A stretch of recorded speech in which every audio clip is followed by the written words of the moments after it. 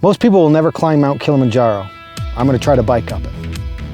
I am the Iron Cowboy, and I'm teaming up with Maverik for a series of extreme adventures fueled by BonFire. To start, I'm going to ascend and descend Mount Kilimanjaro on a mountain bike. No one's done this before, and it's going to be a grueling challenge to pedal to the peak of the highest point in Africa. The elevation is 19,341 feet. I'll go through 4 different climates during the trek. It'll be like going from the equator to Antarctica and back in 6 days. People die climbing this mountain, so I'm going to have to stay mentally alert and keep my body in great shape. I'll have to eat right and train hard with depleted oxygen. It'll be tough, but I'll reward myself with the occasional BonFire cookie.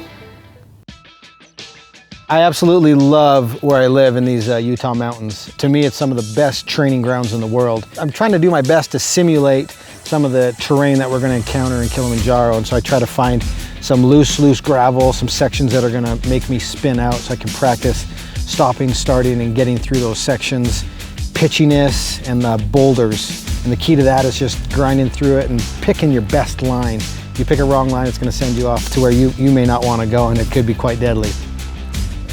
The mountain scares me, man, if I'm being honest. There's so many unknown, the elements, the terrain that we're going to be biking, trying to do all the work here in the gym, trying to fuel myself properly and doing everything that we need to do.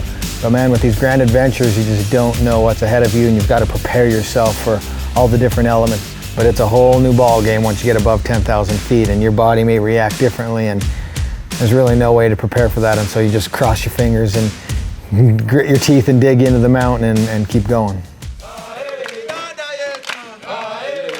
I've traveled all over the world racing, and one of the places I'd never been to was Africa, North Africa. And I went over there, and the people were super rad, just really cool. I just kind of fell in love with the culture. We've done a lot of charity work over there, but I'd never been there. And they are just a joyful people. They have nothing, but it was just really cool to see their spirit, and they love to sing and they love to dance, and they just embraced us and they welcomed the challenge, and it was just a really cool place to have this adventure.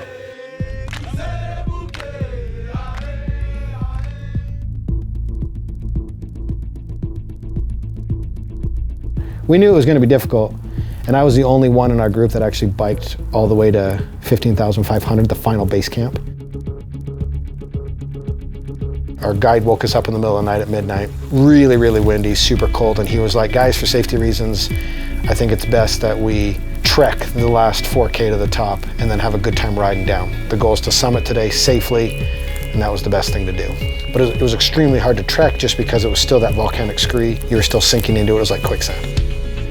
It allowed me to reflect back to individuals that I'd seen earlier in the week who had summited, again, war veterans, one that didn't have a leg. And I found myself grumbling about a calf pain. And just 2 days before, I met an individual who was summiting who was blind and couldn't take in the beautiful view. It just kept reminding me of how grateful I was to experience the triumph of summiting.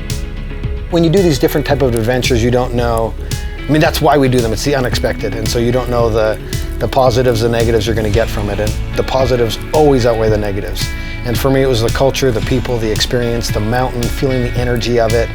I would definitely go back and do it again. I'd love to take my wife, my kids, and it would be a great adventure with the family as well.